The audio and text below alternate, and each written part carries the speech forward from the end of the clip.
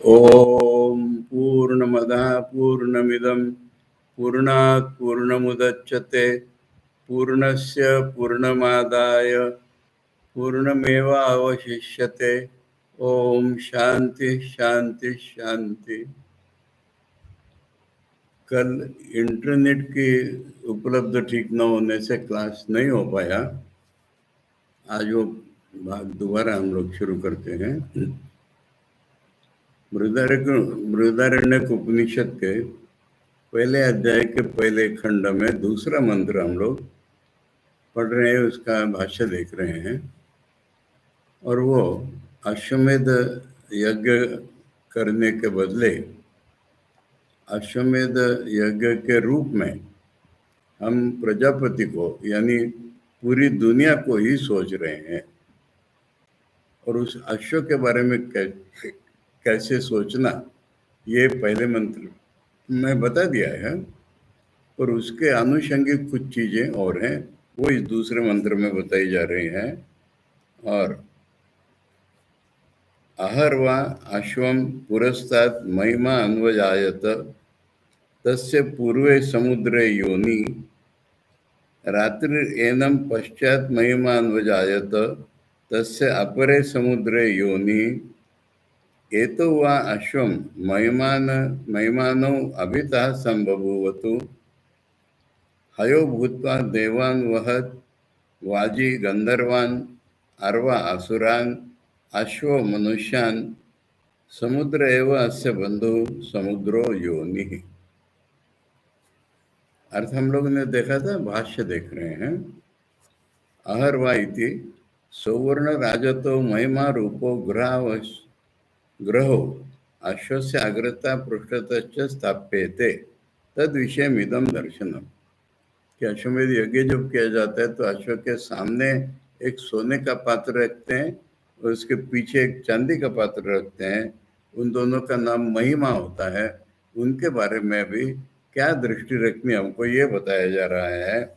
और अहा सौवर्णो ग्रहो दीप्ति सामान्य द्वय, दिन जो है यही सुवर्ण वाला पात्र है क्योंकि दोनों में चमक है। आर अश्वम पुरस्तात् महिमा अन्वजायत इति कथम, ये अश्व के सामने महिमा कैसे प्रकट हो गई। अश्वस्य प्रजापतित्वात्, क्योंकि अश्व तो प्रजापति ही है। प्रजापतिर्हि आदित्यादि लक्षणों अन्ना लक्ष्यते, प्रजापति जो है वही आदित्य और दिन इस रूप में लक्ष्य किया जाता है। इसलिए अश्वम लक्षयित्वा अजायत सौवर्णो महिमा ग्रहो वृक्षम अनुविद्योतते विद्युत इति यद्वत्, जैसे बिजली किसी पेड़ को लक्ष्य करके चमकती है, इसलिए इस अश्व को देख करके ये महिमा उसके सामने प्रकट हो गई। सोनेरी तस्य ग्रहस्य पूर्व समुद्रे समुद्रो योनिर विभक्ति व्यत्ययन योनिरिति आसादन स्थानम। ये जो महिमा सोने का पात्र है, इसकी योनि माने इसका उत्पत्ति स्थान पूर्व समुद्र है। यहाँ पर शब्द है पूर्वे समुद्र में इसका उत्पत्ति स्थान है। तो आचार्य कह रहे ये वैदिक व्यवस्था ऐसी है, ये सप्तमी प्रथमा मान लो, पूर्व समुद्र इसका उत्पत्ति स्थान है। तथा रात्रि राजत्व ग्रहो वर्ण सामान्यात जगन्य तो सामान्यात वा, और रात जो है वो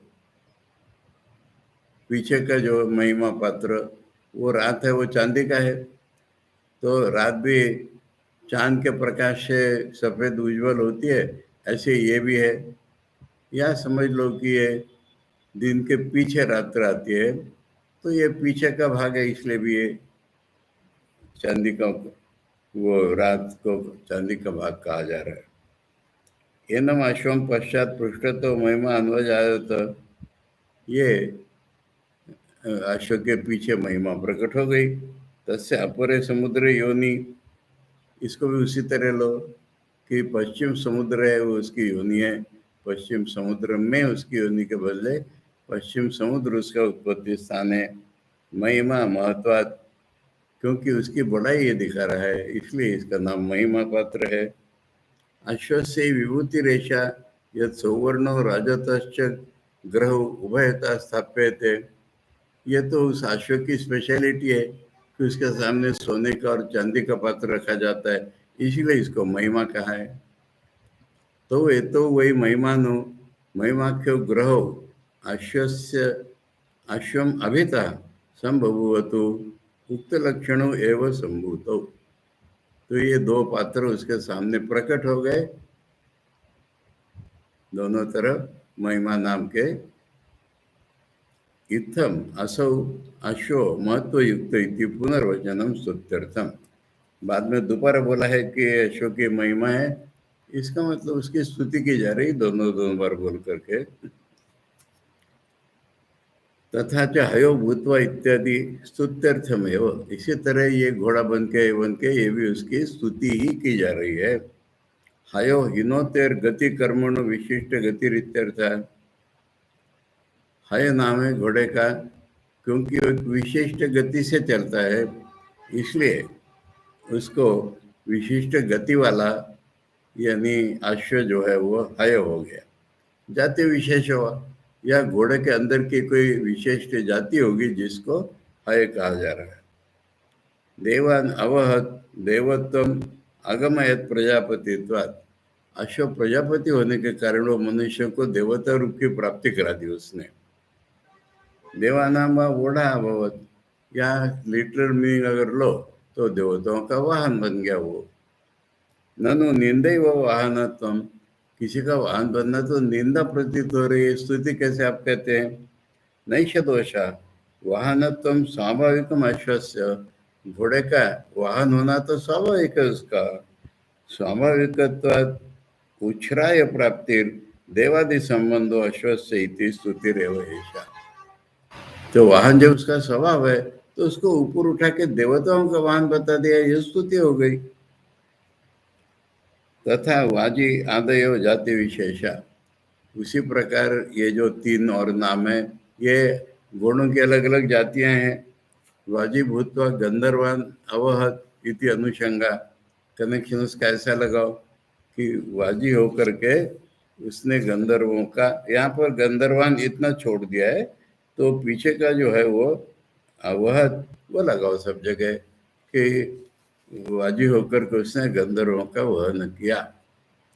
तथा अरवा भूतवा असुरान, वहाँ भी लगाओ कि अरवा होकर के उसने असुरों का वहन किया।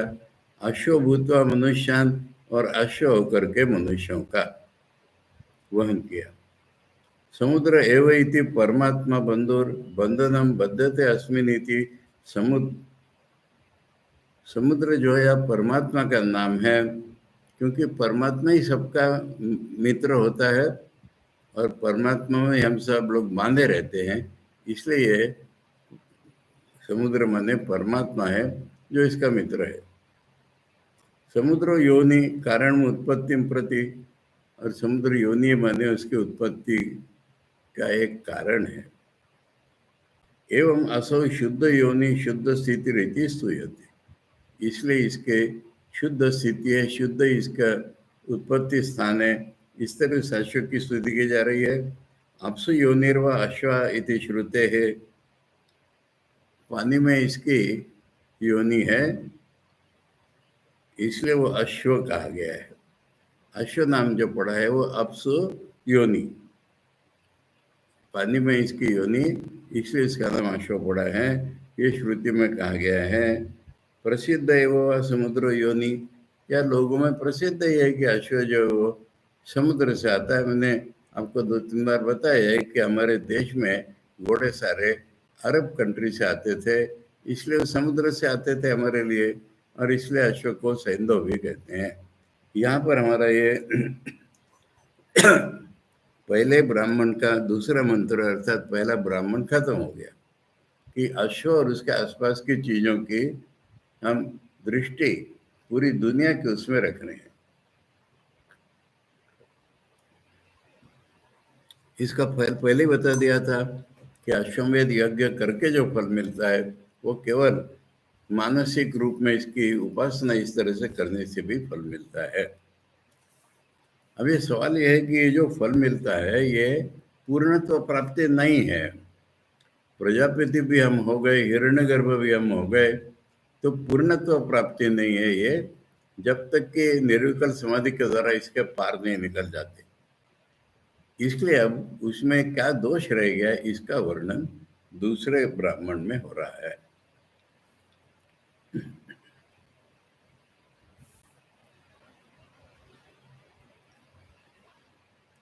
नैव इह किंचन अग्रे आसीत् मृत्युना एव इदम् आवृतम् आसीत् अशनाया अशनाया ही मृत्यु तन्मनो अकुरुत आत्मन्विष्यामिति सो अर्चन अचरत तस्य अर्चता आपो अजायन्त अर्चते वै में कम अभूत इति तदेव अर्कस्य अर्कत्वम् कम हवास्मै भवति य एवं एतद् अर्कस्य अर्कत्वं वेद। पूरी सृष्टि के बारे में कह रहे हैं कि यहाँ पर पहले पहले माने सृष्टि उत्पन्न होने के पहले कुछ भी नहीं था, और कुछ भी नहीं था कह करके उसको वर्णन कर रहे हैं बाद में। मृत्युना एवं इदम आवृतम आसीत, ये जो हमें कुछ दिख रहा है, आज दिख रहा है, स्पर्श हो रहा है, कल्पना हो रही है, ये सारा मृत्यु के द्वारा घिरा हुआ था, मृत्यु के द्वारा ढका हुआ था, घिरा हुआ था। तो इसमें तो दो चीजें आ गई, एक कोई चीज थी और वो मृत्यु से ढकी हुई थी, तो ढकने वाला और ढकी हुई चीज। तो इसीलिए कुछ नहीं था का मतलब क्या होगा फिर, कि हम जो देख रहे हैं उस दृश्य रूप में कुछ नहीं था।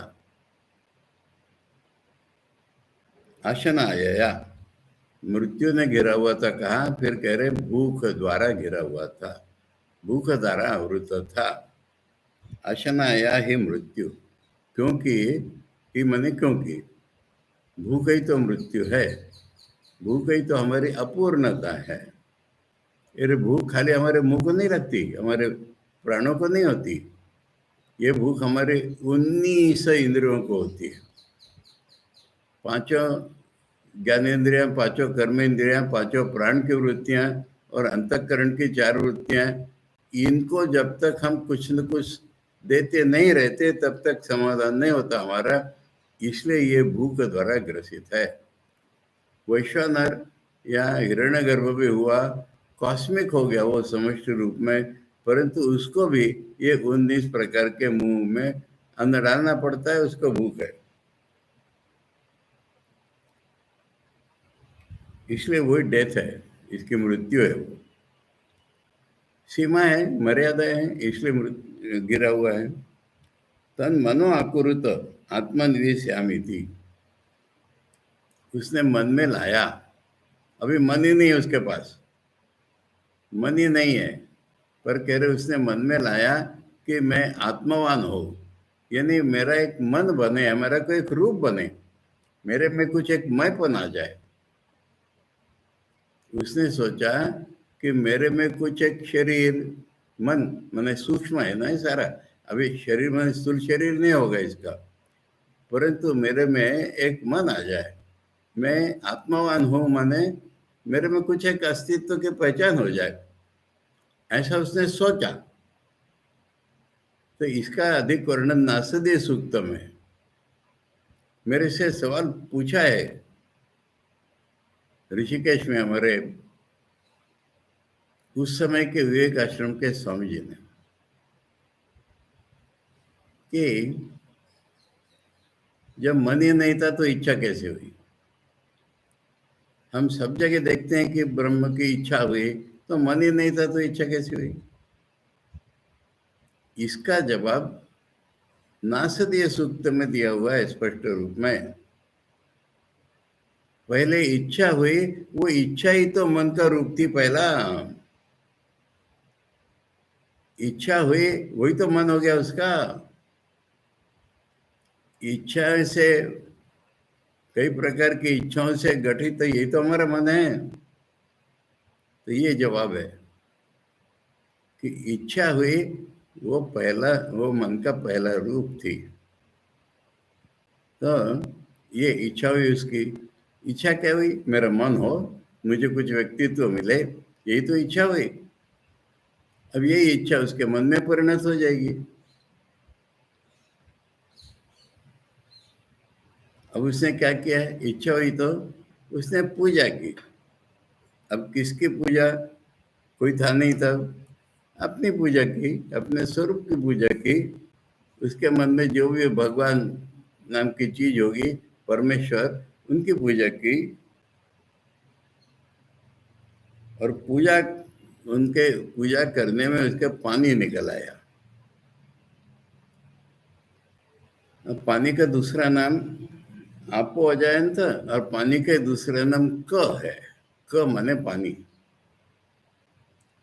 तो अब पूजा करते में, अर्चना करते में क निकला। अर्चना करते में क निकला, इसलिए अर्क उसका नाम हो गया। ये अर्क का अर्कत्व जो है, माने अर्क ये नाम कैसे बना है? तो पूजा करते में क हो गया, इसलिए अर्क। तो ये अर्क जो है, ये अग्नि का नाम है। ये यहाँ तक एक प्रकरण पूरा हो गया। फिर उपासना का फल तो हमेशा बताया जाता है। जो अर्क का अर्कत्व जान लेता है, यानी अग्नि और जल, इनकी उत्पत्ति कैसे हुई? तो हिरण्यगर्भ के सोचने से। ये जो, इसको अगर कोई अनुभव में ला सके, तो फिर उसको क का और एक अर्थ है। क का और एक अर्थ है आनंद। तो उसको आनंद की प्राप्ति हो जाएगी। जो ये अनुभव कर लेगा कि हिरण्यगर्भ जब उपासना पूजा करने निकला तो पानी हो गया, ये अर्क का अर्कत्व तो है। अब जैसे आत्मा से आकाश निकलता है, आकाश से वायु, वायु से तेज, तेज से पानी। अब ये सब पूरा प्रोसेस हो करके पानी निकला, जो भी सोचिए। अग्नि निकला, अग्नि से पानी निकला। अब ये पूरी प्रक्रिया अगर कोई अनुभव कर लेता है, तो फिर उसको आनंद होगा। ब्रह्म के नाम है आनंद। ब्रह्मलोक का हो, ब्रह्म का अनुभव हो जाएगा उसको, उसको आनंद हो जाएगा। अब इसका भाष्य देखते हैं। अथ अग्नेर अश्वमेधोपयोगिकस्य उत्पत्तिरुच्यते। इसमें क्या बताया जाएगा कि अश्व के बारे में बता दिया, पर अश्वमेध यज्ञ करने के लिए अग्नि चाहिए। उस अग्नि की उत्पत्ति कैसे हुई, ये बताया जा रहा है। तद विषय दर्शन विवक्ष एव उत्पत्ति स्तुत्यर्थ। यानी अग्नि में क्या दृष्टि रखो, ये बताना है हमको। उस दृष्टि से पहले अग्नि की उत्पत्ति के बारे में बताएंगे, और इस तरह से उसकी स्तुति भी हो जाएगी। उत्पत्ति बता करके उसकी स्तुति हो जाएगी। नहीं वो यह किंचन अग्रे आसित, यहाँ से शुरू। यहाँ पर कुछ भी नहीं था उत्पत्ति के पहले।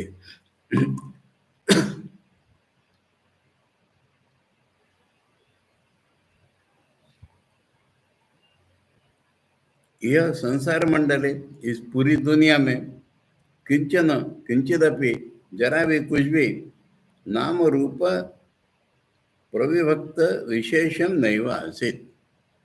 कुछ नहीं था को आचार्य समझा रहे हैं कि नाम और रूप द्वारा जो एक दूसरे के अलग अलग हो जाता है, ऐसा कुछ भी नहीं था।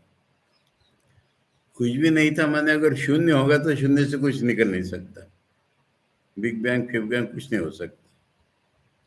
इसलिए जो हम प्रकट रूप में क्या देख रहे हैं, नाम और रूप। ये नाम रूपों के द्वारा ही एक चीज दूसरे से अलग होती है। और किससे अलग होती है?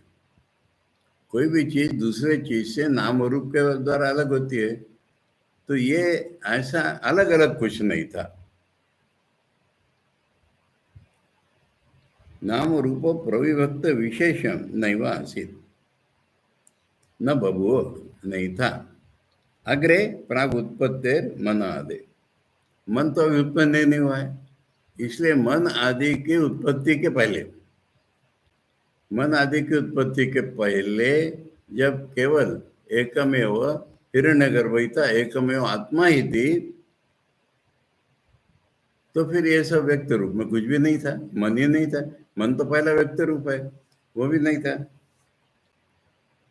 तो इससे सुनने वाले को एकदम लगता है अरे क्या है ये, किम शून्य में वो स्यात्, फिर क्या कुछ नहीं था माने शून्य था? कुछ नहीं का दूसरा नाम है शून्य। नहीं वह किंचन इति श्रुते, जब वेदों ने ये बोल दिया कि कुछ भी नहीं था, तो फिर क्या शून्य का कहना है क्या उनका?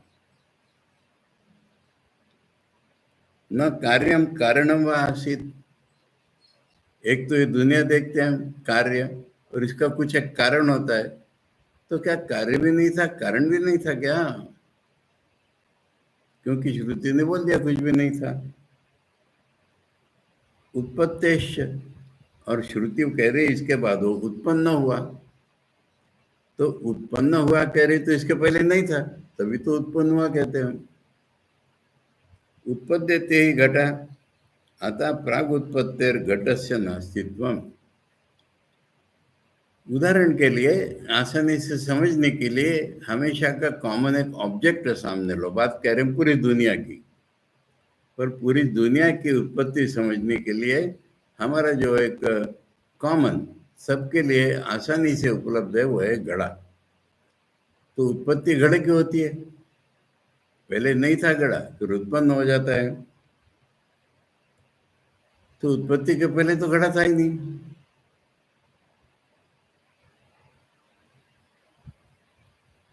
अब इसको आचार्य समझा रहे हैं कि देखो जंप मत करो, किसी भी शब्द को सुन करके अर्थ करने का जंप करके हमारा स्वभाव है।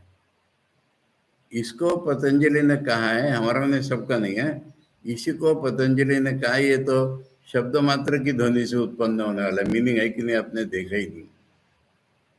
इसलिए स्थिर होकर के आगे पीछे का संबंध देख करके तब अर्थ निर्णय हमको करना है। तो कुछ भी नहीं है तो कह दिया है। अब उसमें घड़े का उदाहरण लिया, तो घड़े के ऊपर से चर्चा शुरू करते हैं। पहले ननु कारणस्य न नास्तित्वम मृत पिंडादि दर्शनात् आदि, मैंने घड़ा अगर तुम्हारा उदाहरण है तो उसके पीछे तो मिट्टी का एक डेला है, तो मिट्टी का डेला तो हम देखते हैं ना, नहीं कैसे कहते हो कि घड़ा कुछ भी नहीं था उसके पहले? घड़े के पहले कुछ भी नहीं था ऐसे तो बात नहीं है। घड़ा बना माना हमने, पर घड़ा बना एक मिट्टी के डेले से, तो फिर कुछ भी नहीं था नहीं कह सकते हम। यह न उपलभ्यते तस्यैव नास्तिता, यानी जो हमको अनुभव में नहीं होता है तो हम कहते कि नहीं था, पर हमको मिट्टी के डेले का तो अनुभव है घड़ा बनने से पहले, इसलिए नास्ति मत बोलो तुम।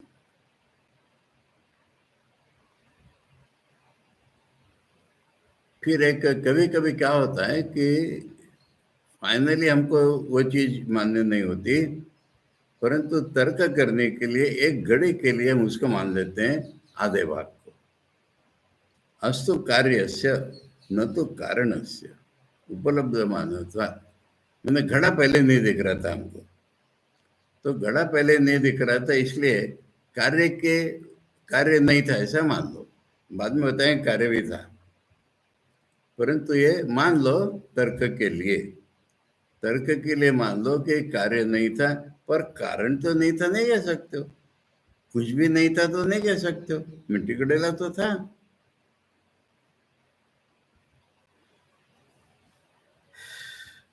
अब ये जो शून्यवादी हैं इनके बारे में पहले बता दो, तर्क की बात नहीं होती।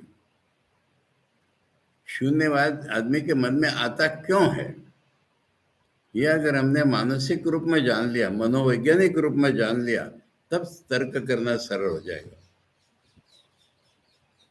यानी जैसे मनुष्य में भाव होते हैं, इमोशन कहते हैं उसको, भावोच्छ्वास। भावोच्छ्वास जब उठता है ना, सोच उसकी बिगड़ जाती है, सोच नहीं पाता वो। अब ये वैराग्य का भावोच्छ्वास हो गया। असली वैराग्य अलग।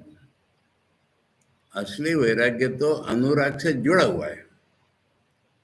मेरे गुरुजी किसी को समझा रहे हैं, थोड़ा बहुत समझा करके फिर बोल रहे हैं, समझा ना, मेरा भाग्य था मैं वहां खड़ा था। अनुराग और वैराग्य, समझा ना, वैराग्य और अनुराग, समझा ना, अनुराग और वैराग्य, समझा ना, वैराग्य और अनुराग, इतनी बार रिपीट किए जा रहे थे। तो मुझे क्या समझ में आया वहां पर कि एक दूसरे के बिना ये सत्य ही नहीं है। खाली इतना ही नहीं, कौन सा महत्व का, कौन सा पहले, ये भी ठीक नहीं है। और इसलिए एक बार अनुराग विराग बोल करके फिर विराग अनुराग बोल रहे। अब विराग अनुराग मैंने पहले वैराग्य, वो भी ठीक नहीं है, अनुराग विराग बोल रहे हैं।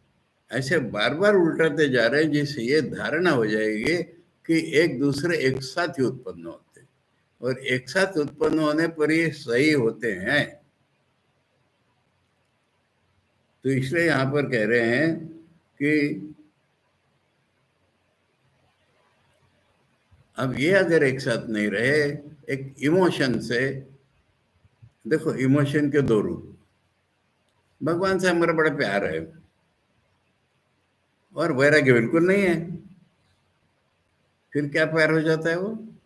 साधारण वैष्णवों का, लड्डुओं का भोग लगाओ भगवान को, हम भी खाएंगे, ये सारा हमारा भगवान का प्यार।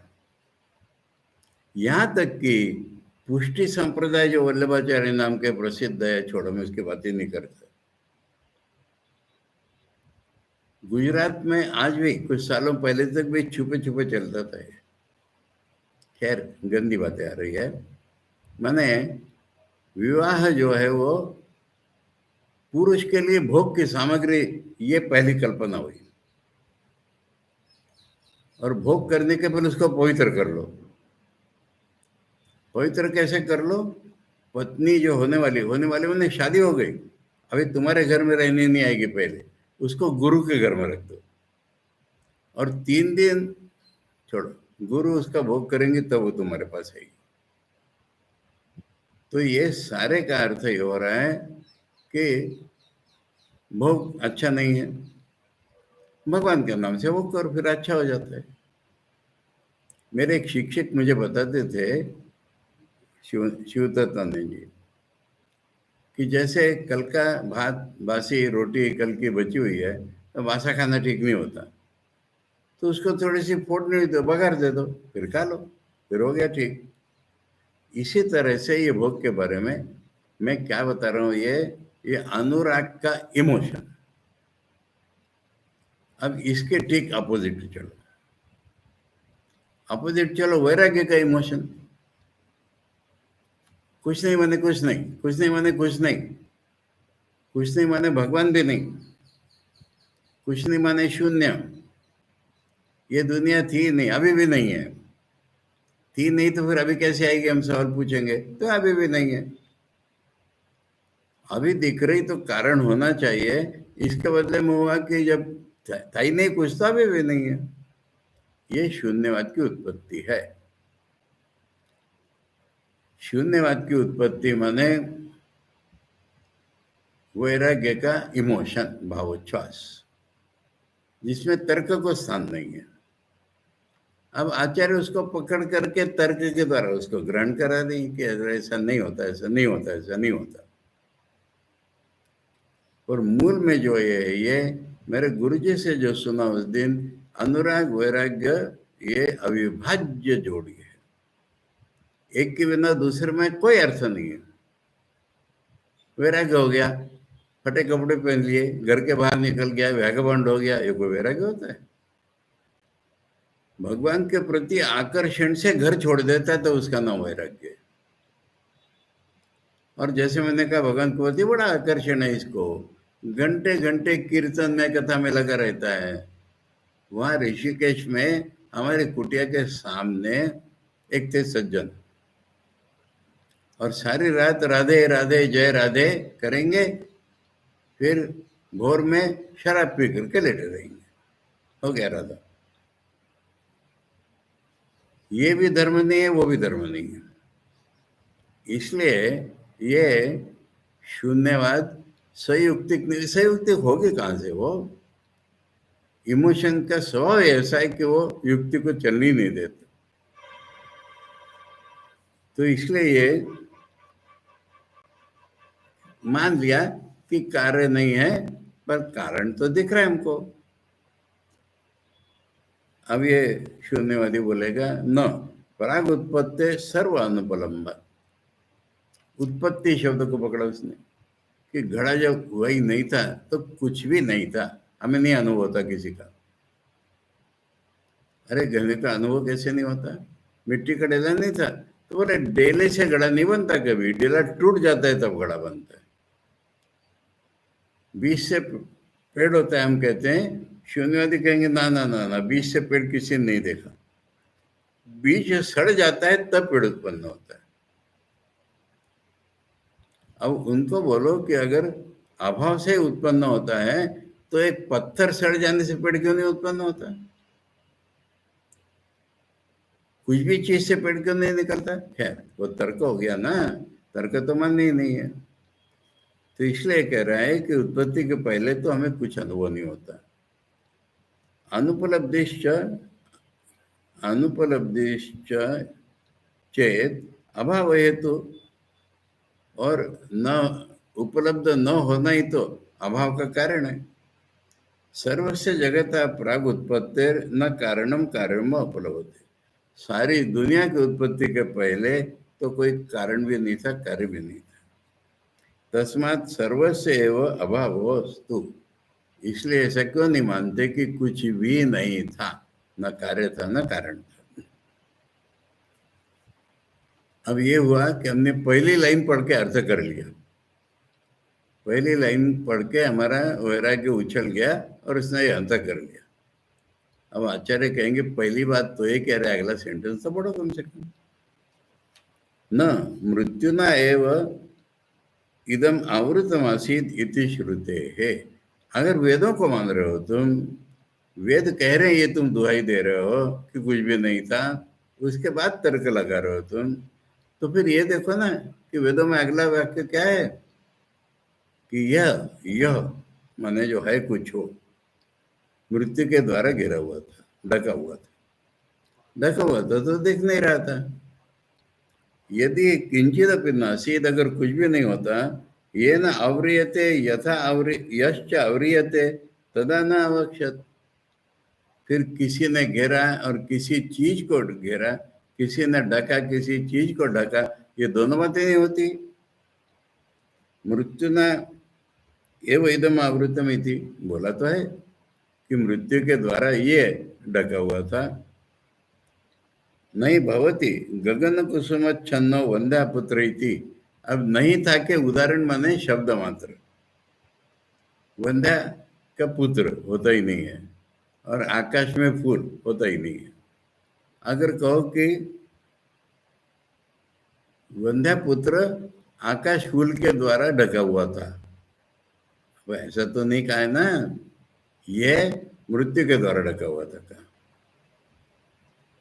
ब्रवीति च मृत्युना एव इदम आवृतम आसीद इति।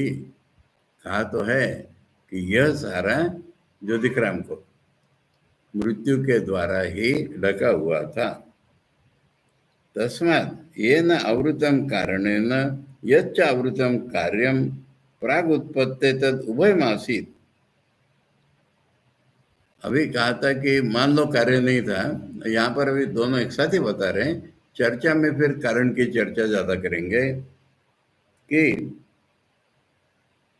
ये वेदों ने बोला है तो इसलिए कारण था वो जिससे ढका हुआ था, और जो ढका हुआ था वो कार्य है। तो इसलिए उत्पत्ति के पूर्व तो दोनों ही थे। श्रुते प्रामाण्यात अनुमेयत्वाच्च, तो श्रुति को अगर प्रमाण मानते हो तो दोनों ही था। अब तर्क से चलो, श्रुति को नहीं मानते हम लोग बुद्ध लोग, तो तर्क से चलो, अनुमेयाच, अब अनुमान कर लो।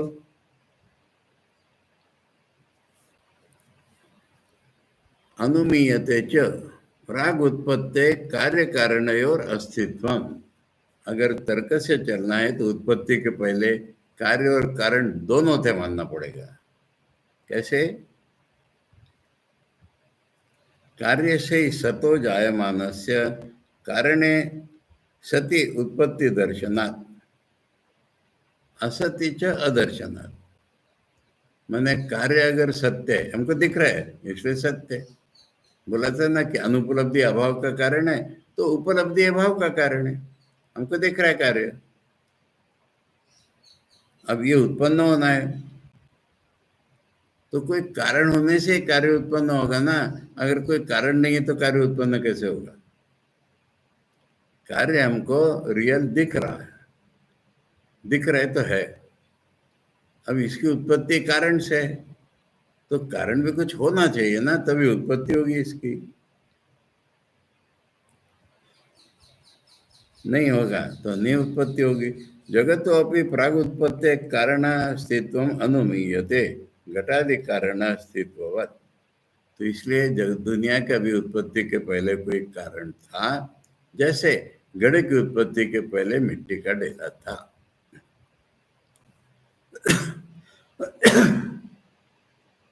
अब वो वाला तर्क आएगा।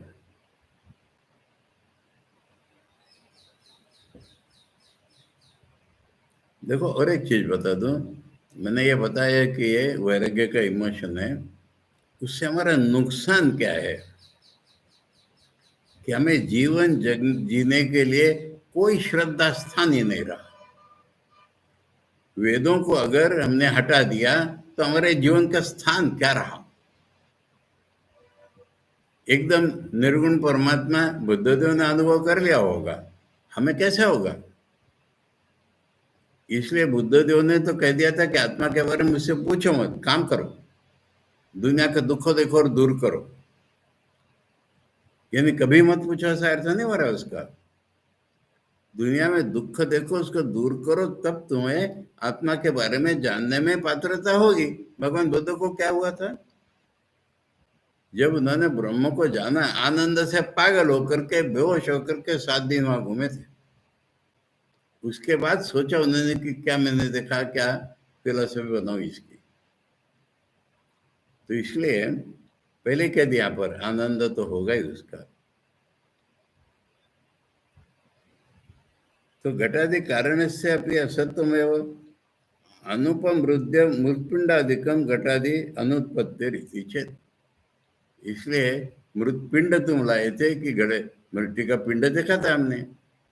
अब मिट्टी का पिंड खत्म नहीं हो गया तब तक तो घड़ा नहीं बना, तो मिट्टी के पिंड से कैसे बना? न मृदादि कारणत्वात्। अरे मिट्टी का घड़ा कहने के लिए कहा, मिट्टी कारण है। मिट्टी का पिंड, मिट्टी का ढेला कारण नहीं है, मिट्टी कारण है। मृत सुवर्णादि तत्र कारणम घट रुचकादे। एक और उदाहरण जोड़ लो, मिट्टी और सोना। अब सोने के अलंकार बने, अब सोने का कोई मणि था, ढेला था, वो नहीं रहेगा, वो तो टूटेगा ही, पर अलंकार बनेंगे। सोना तो था, तो मिट्टी तो थी ना, उससे घड़ा बन गया।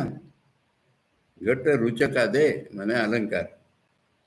न पिंडाकार विशेष, जो विशिष्ट पिंड आकार है डेला, ये उसका कारण घड़े का नहीं है। घड़े का कारण है मिट्टी, मिट्टी का डेला नहीं। तद अभावे भावात, यानी मिट्टी का डेला नहीं है फिर भी घड़ा तो दिख गया। और मिट्टी का डेला नहीं है तो भी मिट्टी दिख रही है हमको। इसलिए मिट्टी का डेला घड़े का कारण नहीं है, उसको ऐसा बाहर का रूप मत पकड़ो। मिट्टी का डेला कारण है ऐसा नहीं, मिट्टी कारण है। मिट्टी का डेला नहीं है फिर भी घड़ा बनता है, मिट्टी का डेला नहीं है तो फिर भी मिट्टी दिखती है हमको। असत्य अपनी पिंडाकार विशेष मृत सुवर्णादि कारण द्रव्य मात्र देव घट रुचकादि कार्योत्पत्ति दृश्यते। मैंने उसका तुम डेला सोने का मणि ये कुछ मन में लाने की जरूरत नहीं है। वो न होते हुए भी मिट्टी के द्वारा सोने के द्वारा गड़ा और अलंकार बन जाते हैं। देखते प्रत्यक्ष हम सोने को पिघलाते हैं तो मणि तो नहीं रहा और फिर अलंकार बना लेते हैं। मिट्टी को डेले को तोड़ दिया और मसक दी मिट्टी फिर घड़ा बना दिया। तस्मात न पिंडाकार विशेषो घट रुचक आदि कारणम। इसलिए वो आकार होना डेले का या सोने का ये कोई घड़े का और अलंकारों का कारण नहीं है। उसके बिना हमको घड़ा और दिख रहा है। असत्य तो मृत सुवर्णादि द्रव्य घट रुचकादि न जायते इति।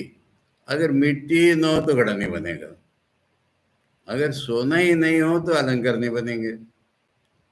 सोने के डेले के बिना बन जाएंगे, मिट्टी के डेले के बिना बन जाएंगे, पर मिट्टी ना हो सोना नहीं हो तो कुछ नहीं बनेगा। इति मृत सुवर्णादि द्रव्य में कारण, इसलिए जो द्रव्य है जो सब्सटेंस है वो कारण है, न तो पिंडाकार विशेषता, विशेष आकार कारण नहीं है। सर्वमी कारणम कार्यम उत्पादयत पूर्वोत्पन्न से आत्म कार्य से तिरोधानम कुर्वत कार्यांतरम उत्पादयति। जितने भी कारण होंगे उसमें से कुछ कार्य बनना है हमको। अब पहला कोई कार्य बना हुआ है उसको तोड़े बिना नया कार्य नहीं होता। सोने का मणि हमारे पास, उसको पिघलाए बिना नया अलंकार नहीं बनता है। मिट्टी का डेला है उसको तोड़े बिना हमारा नया नहीं बनता है। पुराने को तोड़ करके नया बनाया जाता है।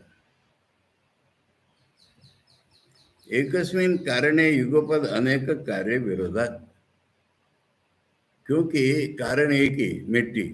अब मिट्टी से डेला भी है और घड़ा भी बन जाए एक साथ कभी नहीं देखा है। सोने का मणि भी है अलंकार बन जाए एक साथ नहीं देखा किसी ने। इसलिए पुराना फॉर्म टूट करके नया फॉर्म मिलता है।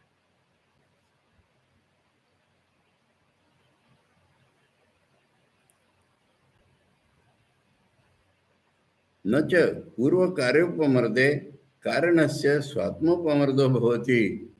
अरे पुराना कार्य तोड़ दिया तो खुद को तो नहीं तोड़ दिया, मिट्टी नहीं है। मिट्टी ने डेला तोड़ दिया और मिट्टी ने मिट्टी तोड़ दी क्या? सुवर्ण का मणि पिघला दिया गया, सुवर्ण का कुछ हुआ क्या? पिघला हुआ रूप है सुवर्ण का।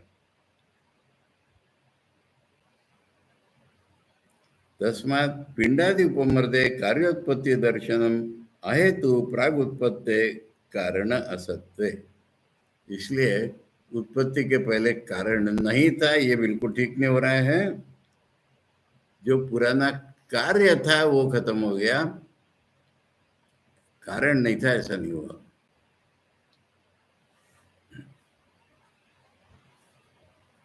अब ये देखने वाले की दृष्टि स्थूल ग्रॉस चंचल दृष्टि है, पर वैराग्य का इमोशन हो गया है। पिंडादि व्यतिरेकेण मृदादेर असत्वाद अयुक्तमिति चेत। अरे कोई फॉर्म नहीं होगा तो मिट्टी कैसे होगी? अरे मिट्टी के कण तो होंगे भाई साहब, उसको कोई रूप देने की क्या जरूरत है? परंतु ये मन में कह रहा है कि ये पिंड छोड़ करके मिट्टी का वो नहीं है। पिंडादि पूर्व कार्योपमर्दे मृदादि कारणम न उपमृद्यते। हाँ, इसका जवाब है हाँ, चेत माने ये प्रश्न, ऐसे क्यों नहीं माने कि कोई था ही नहीं। पिंडादि पूर्व कार्योपमर्दे मृदादि कारणम न उपमृद्यते। उनको बताया कि डेला टूट जाने पर मिट्टी नहीं टूटी, घटादि कार्यांतरे अपि अनुवर्तते इति देते आयुक्तम। तुम्हारा कहना ठीक नहीं है, क्योंकि मिट्टी हमको घड़े में भी दिख रही है। मिट्टी पहले डेले में दिखती थी, मिट्टी घड़ में भी दिख रही, मिट्टी नहीं गई कहीं। पिंड घटादि व्यतिरेकेण मृदादि कारणस्य अनुपलब्धः इति चेत। अब देखने वाला क्या कह रहा है? अरे पहले आपने डेले के रूप में देखी थी, अब घड़े के रूप में देखी। इन रूपों के बिना मिट्टी कहाँ देखी आपने? ये मनुष्य के अंदर देखो, मैं दुनिया देख रहा हूं, ये एक रूप है। अब इसके बिना ज्ञान ही नहीं होता, ऐसा बौद्धों का कहना है। और इनको हटा करके जब तक ज्ञान नहीं पकड़ते हम, तब तक वेदांत या ब्रह्म सत्य नहीं होता। मैं चला जाएगा, घड़ा चला जाएगा, तुम चले जाओगे, टेबल चेयर चली जाएगी, अस्तित्व नहीं जाएगा, जानना नहीं जाएगा। परंतु ये कह रहा है कि रूप के बिना तो कुछ कार्य ही नहीं होता, कारण ही नहीं होता अनुभव में। न मृदादि कारणानां घटादि उत्पत्तौ पिंडादि निवृत्तौ अनुवृत्ति दर्शनात्। अनुवृत्ति माने रूप के बिना कारण नहीं होता, ऐसा नहीं। ये कार्य खत्म हो गया, अगला कार्य शुरू हुआ, मिट्टी है, ये तो स्पष्ट है। अब ये बौद्धों का और एक जोरदार तर्क, आदमी जब तर्क में बह जाता है ना, तो इतना फुलिश हो जाता है। क्या तर्क है उनका? अरे मिट्टी फिट्टी कुछ नहीं थी, एक जैसा कुछ तो भी था। सादृश्याद अन्वय दर्शनम न कारण अनुवृत्तिर इति चेत। मैंने वही मिट्टी अब नहीं आई है, डेले वाली मिट्टी गई, घड़े वाली मिट्टी अलग है, उसके जैसी है ये। डेले में मिट्टी दिखती थी, घड़े में मिट्टी, वो अलग अलग है, एक नहीं है, एक जैसी है। इसलिए हमारे मन में भ्रम हो रहा है। इतनी बड़ी दुनिया, बौद्ध कहते हैं कि कंटिन्यूएशन कुछ नहीं है, हमारी बुद्धि में ही कंटिन्यूएशन है।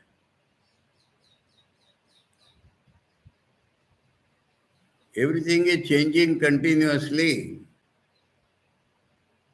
कंटिन्यूटी जो है ना, चेंज की कंटिन्यूटी है, किसी चीज की कंटिन्यूटी नहीं है। चेंज के बाद चेंज, चेंज के बाद चेंज, ये चेंज की कंटिन्यूटी है। बड़ा मनोरम लगता है ये। सवाल ये है कि जानने वाला कोई नहीं होगा ना कांस्टेंट, तो उसको उसकी याद भी कैसे रहेगी कि उसके जैसा ये। तुम कह रहे हो कि उस मिट्टी के जैसी मिट्टी, तो अनुभव करने वाला अगर एक ही आदमी नहीं होगा, तो उसके जैसी ये याद कैसे रहेगी तुमको? उस मिट्टी की याद कैसे रहेगी कि उसके जैसी इसको कह रहे हो तुम? इसलिए जितना भी पहला तर्क बौद्धों का प्रतीत होता है, वेदांत का तर्क उससे पहला है, क्योंकि सत्य पर आधारित है। तो ये कह रहे हैं कि सादृश्य से उसकी कंटिन्यूटी दिख रही है, कारण वैसा का वैसा नहीं आया है। न पिंडादिगतानां मृदादि अवयवानाम एवं घटादौ प्रत्यक्षत्वे अनुमान आभासात सादृश्यादि कल्पना अनुपपत्ते है। अब आचार्य कह रहे देखो, ये तर्क का आभास, ये तर्क नहीं है, ये तर्क का आभास है।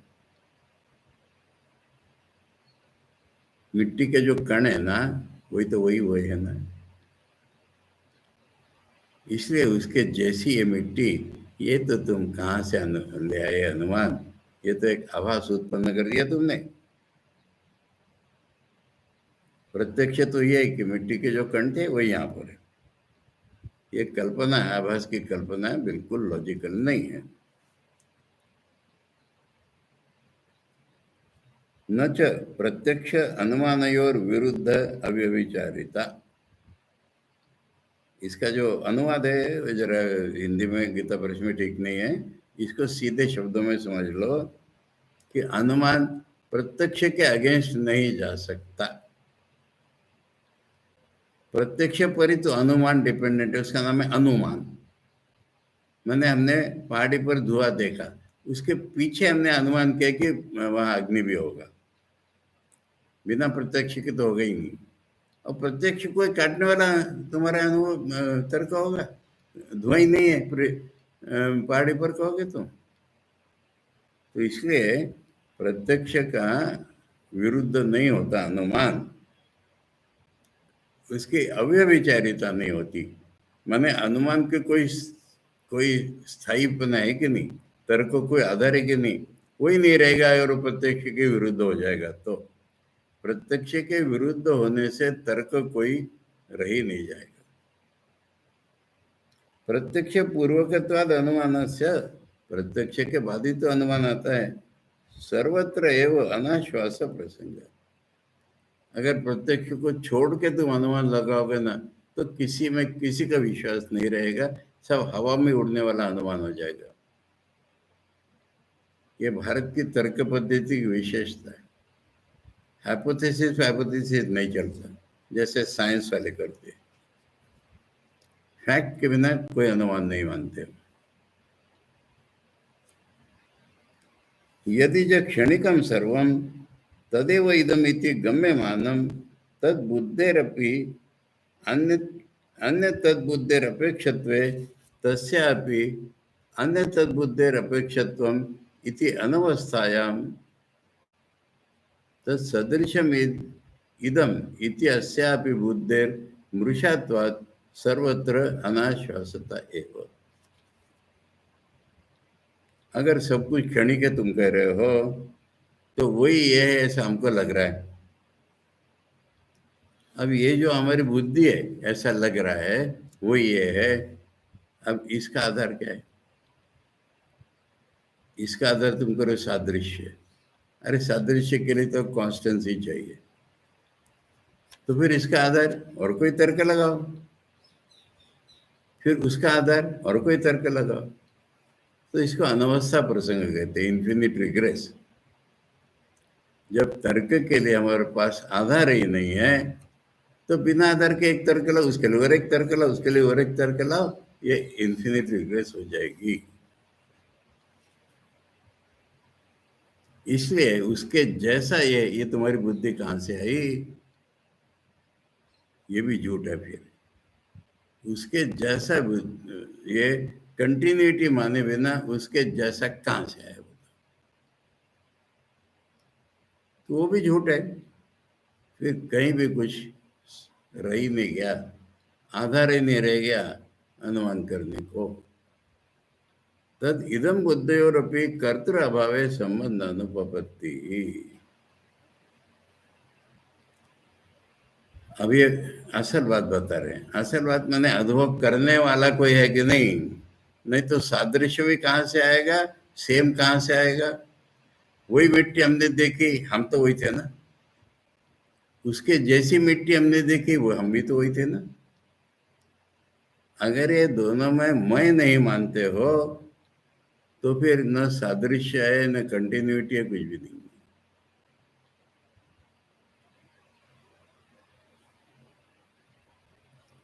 ठीक है, बौद्धों के सारे आर्ग्यूमेंट को फाइनल जवाब ही है। मान लो तुम कहते हैं सब कुछ शून्य है, ये तुमने अनुभव किया है ना।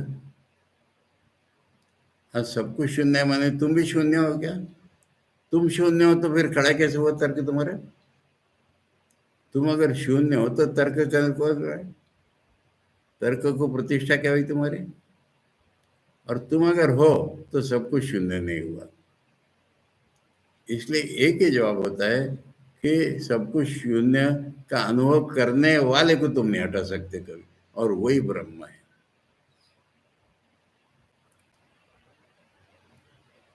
तो ये तर्क थोड़ा आगे चलेगा और इसका बिल्कुल माने हेयर स्प्लिटिंग कहते हैं, चूर जरा बाल की छाल उखाड़ने जैसा।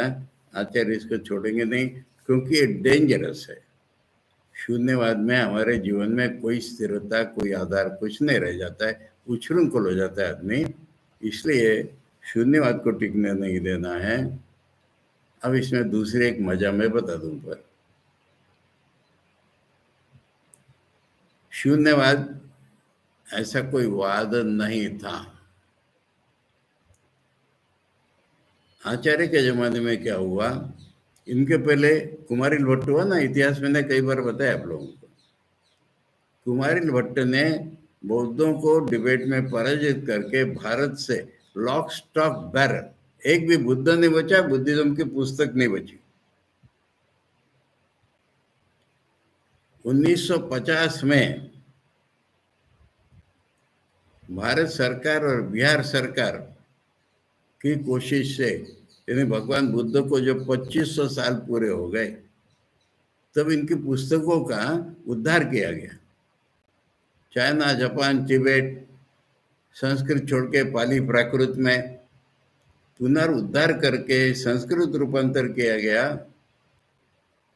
और जिनके नाम से शून्यवाद प्रसिद्ध था वो थे बौद्ध दार्शनिक नागार्जुन।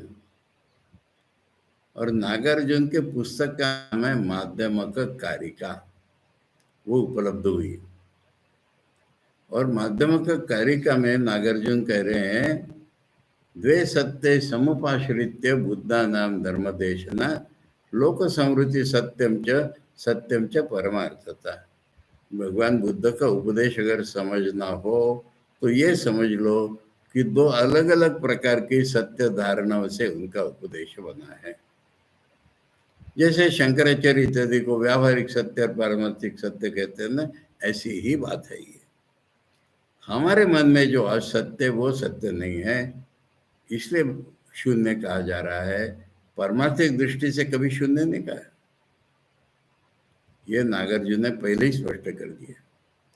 और नागार्जुन कारिका जो शून्यवाद का ग्रंथ मानी जाती थी, वो तो मांडुक्य कारिका गौड़पाद जी की उसी तरह चल रही है।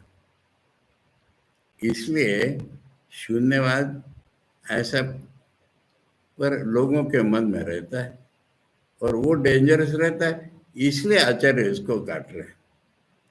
शून्यवाद पर आचार्य का जो प्रहार है ये नागार्जुन के नाम से अगर करें तो नहीं था। और बौद्धों ने तो डायरेक्ट कुछ बताया ही नहीं है। भगवान बुद्ध ने आत्मा के बारे में मत पूछो कहा, इससे सोचो मत, इससे 1000 प्रकार की सोच बन गई। तो इसलिए ये एक मैंने बता दिया कि शून्यवाद डेंजरस है। शून्यवाद का प्रचार बुद्ध देव ने नहीं किया था। उन्होंने लोक समृद्धि सत्य, हम जिसको इसको इसको इसको सत्य मान लेते उसकी परीक्षा करो पहले तुम। जगत के मिथ्यात्व आएगा, ब्रह्म का सत्य तो रहेगा।